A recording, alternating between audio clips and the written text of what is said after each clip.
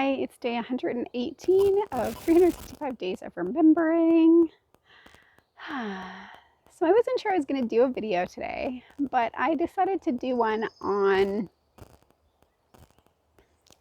finding our way back to alignment. And the reason I'm going to do this is because I just had that experience. I had a fair amount of this day where I was just really not in alignment, like just not in that space of the clarity of knowing who I am. And so I first want to share a few things about giving ourselves permission to be okay with that. Like for so long, I had held up a belief, which I now think could be some spiritual ego, but also just a misperception that somehow to be spiritual and to be like a spiritually conscious being means that we're always going to stay in the highest flying place, that we're always going to be in the space of knowing who we are. And yet what's so interesting is that the space of who we are never goes away.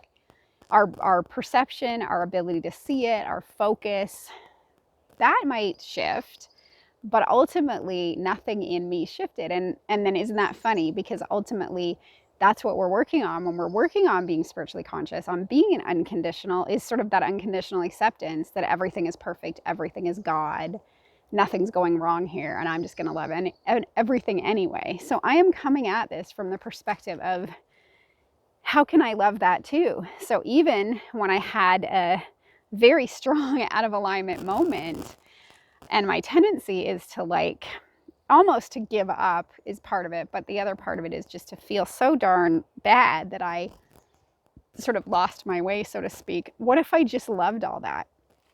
What if part of it is like, as Abraham Hicks talks about, there's two ends of a stick, and what if the fact that we are out of alignment at times really helps us to come back in with a whoosh and know what it means to be in alignment, and that we have to do that over and over and over again to get that whoosh. And also because we have a lot of momentum about like getting caught up in story, and there's another piece that's important, which is that the law of attraction in and of itself is interesting. I mean, it's just doing what it does because it's a law. It's like an algorithm. Think of it like that, like Google or YouTube. You type in something in the search engine and it gives it back to you. Well, that's the way the law of attraction works.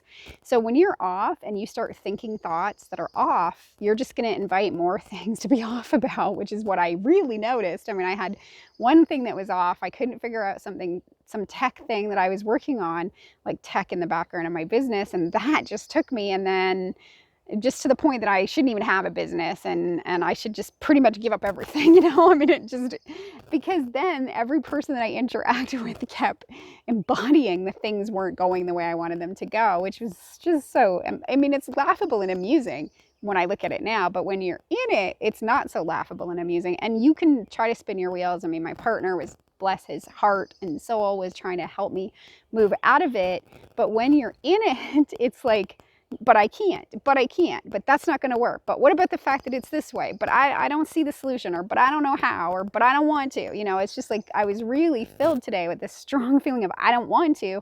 And then I kept creating more and more things that kept showing up that needed something or were asking me for something, that I just kept having this feeling of I don't want to. So it's also interesting to me how easy it is as us humans, with the power of the law of attraction, with the power of our momentum, with some samskara that are probably triggered in every given moment, how easy it is to just want to go to that place of like, it's too much, I'm broken, I can't be fixed, or I got to fix myself. And, I'm sure we've all had those moments where you just think it's that one more book, or that one more course, or that one more coach, or that one more issue. If I just get this one gone, if I just get to the bottom of this one, then it'll be okay. And today, what was so powerful about this was to have the realization that when I'm out of alignment, that's the story for everything. So maybe the message I'm trying to show myself is exactly that. When you're out of alignment, it just looks like everything needs to be fixed. Everything's off. And what's the only fix that ever fixes anything? Coming back home to yourself, self-sourcing, finding your way back to rightness, being back in the center of who you are and operating from the inside out, instead of letting the outside flood into you and letting your mind take over, because that's what happens when you get out of alignment. Literally out of alignment. It means out of connection with your inner being, out of connection with source, out of connection with access to solutions, to different perspectives, to seeing things a different way, to feeling better.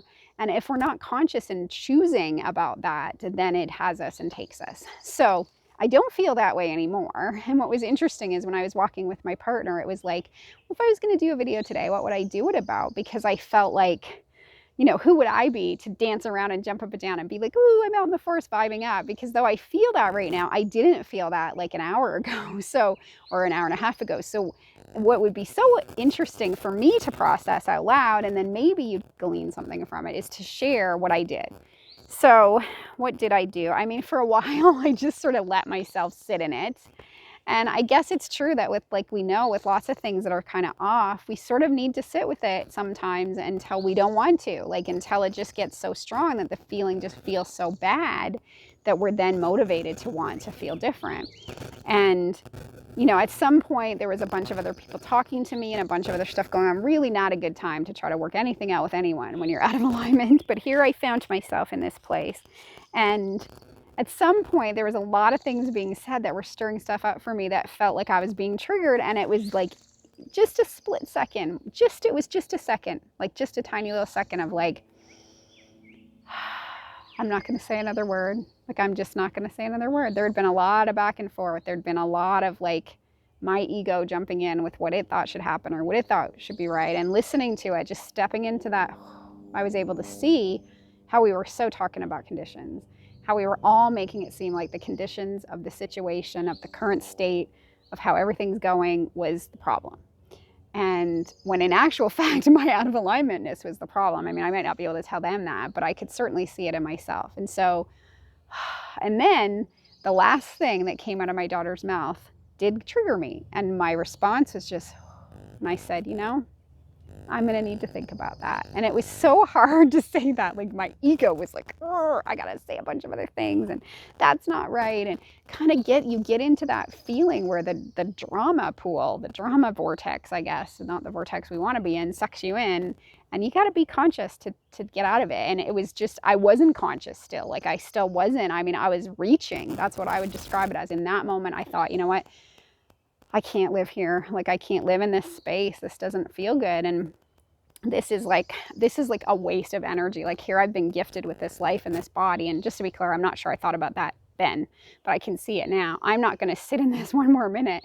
So there was some kind of feeling of that. And then I just said to her, so is it okay if I leave the room? And she said yes, which felt honoring to me. It felt like I didn't, part of it was I need to get out of here. And I was feeling this feeling inside of me. But at the same time, like, what happens if I just don't? If I just sit here for a few more minutes and be with the feeling? And then what if I'm just conscious about it? Like, I want to go, but instead of being like, I'm out of here, I was just like, so would it be okay if I left?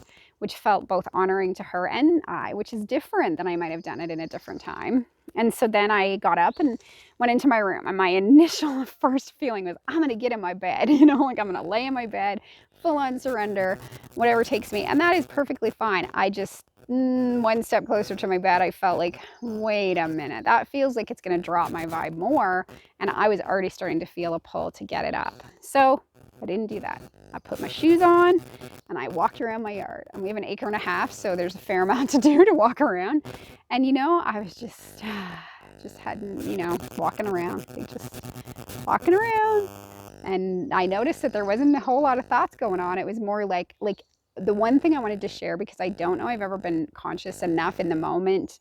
Like, it's been a while since I've had these types of moments. So, I mean, as heavy as this one, and one of the things I noticed is that I would describe it like it was heavy. I felt this like on my vibration. Like, it just really felt like a drop. I could feel it. And so when I went outside, it was almost like there was no thoughts. It was the heaviness. And I just, as I was walking and as I was being in nature and in the space and just like the expansive space of being like outside like this, I just felt like I could breathe just a little bit better, and it just started to ease up. And we have a tree swing that's we put up for the kids, or I didn't, but my daughter and Frank did. And so I sometimes sit on it. It has a tendency to spin, and the spinning makes me feel a little sick, but I got on it and I used my feet to just control it, and I was just sort of swinging back and forth. And I had this tiniest little bit of a feeling, or a tiny little bit of a calling of like, you're good. Like, everything's good. There's nothing that needs to be different. Something bigger than you has you. It was just a glimpse, not much, just a tiny little glimpse. Didn't hold it for very long. and then back it went. I felt the feeling come back again, and I swung a few more times, and it just like I could feel the wanting of the energy to shift, but I could also feel the heaviness of what was there. And then I finished on the swing, and I walked around a bit more, and I did feel it start to lighten, start to lighten, start to lighten. And then I had a little bit of a conversation with my partner while he was eating, and I guess in that few moments was able to have some clarity of, what happens when we're in conversations often is we all see it from our own perspective, and we can easily get stuck in our own perspective. And that's one of the things that I would say is a good sign. If you want to know if you're in alignment, if you're stuck in your own perspective and it feels like the other people's perspectives are kind of crowding in on you, or they just can't get it, or they can't see it from your perspective, or they don't know what it's like to be you, probably a very good sign that you're out of alignment. Time to take a pause, time to come back home to yourself, time to center. And so how do you do that? Well, I think the first thing is having the awareness. The second thing is making the choice. And in that awareness, being able to sort of imagine that you're slowing the momentum. But remember, it's got some momentum. So it's like a train. So it's not going to stop on a dime just because you tell it to. It's a process that needs to sort of be felt. You got to feel your way through it.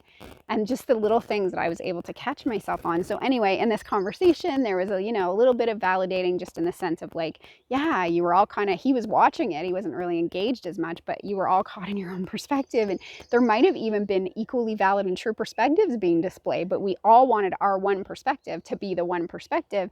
And when you're talking to teenagers, that's often very hard. I mean, if you want to feel what it's like to be triggered, or you want to know what you need to clean out, have a teenager, because that definitely really assists in that.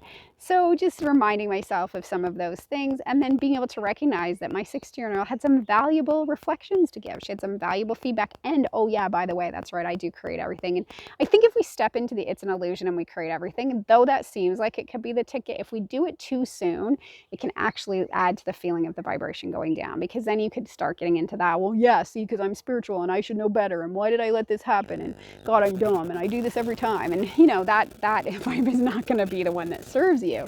So being able to have like self-compassion, self-love, self-forgiveness, but at the same time, I want to get past this. I don't want to sit here, and I'm okay with that I got here. It's okay to get lost. It's just what do you do when you're lost? And do you just like fret about it and jump up and down about it and make it the thing? Or do you just say, okay, I'm lost. Now I got to just find my way back. And so that's what I did. And the great thing to also remember is that your inner being is constantly just beaming that light to you, calling you back to that center point. So you're not in this alone. So always remember that you're not in this alone, and like zoom in and tune into that. And so very shortly after this, I ended up back in the living room with my two daughters, because remember, we're all in the house together. That's life these days. And I was just kind of being present, and we were like talking, and I was feeling my way into things. And there was some funniness happening with my older daughter that she kept mishearing from the other room, some of the things we were saying, and thought they were really funny. So there was some laughing. And then I started to just say, you know what? I don't know what they're doing, but I'm going to play this game too. And I started making, even though I kind of heard what they said, I'd sort of make it up into something else.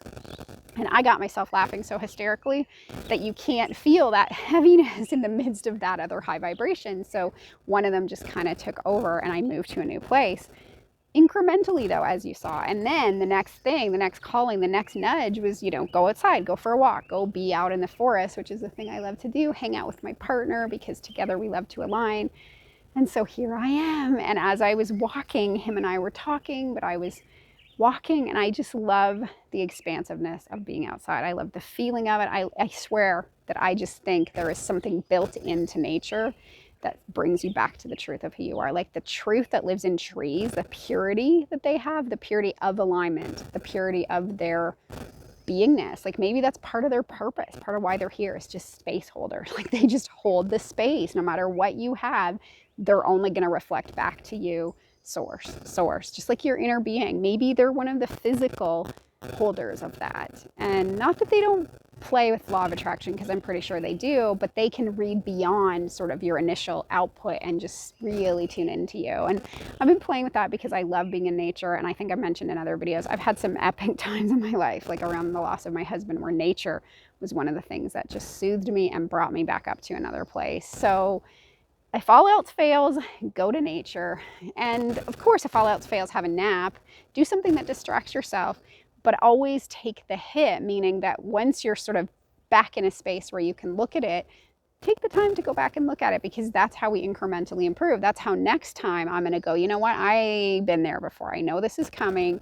I know this feel is going to start to feel hard. So like maybe when the tech stuff way back when was starting to feel like too much, that would have been the time to say, you know what? I'm going to shift gears. I'm going to do something else, something I'm good at, something I know I can do easily, or I'm just going to meditate or take a couple 2 to 5 seconds, 10 seconds, whatever it is, talk to a friend, talk to my partner, or hang out with one of my kids, just do something that is not tweaking me, that's taking me to a good space vibrationally, instead of pushing, trying to think, oh, I'm just going to get through it. Because the more you can't do it, the more you can't do it, thanks to the law of attraction. And just being able to acknowledge that it's not your fault. It's not it's not that I did something wrong. It's just that's the way the law works. So why try to defy the law? Just move back into the working with the law.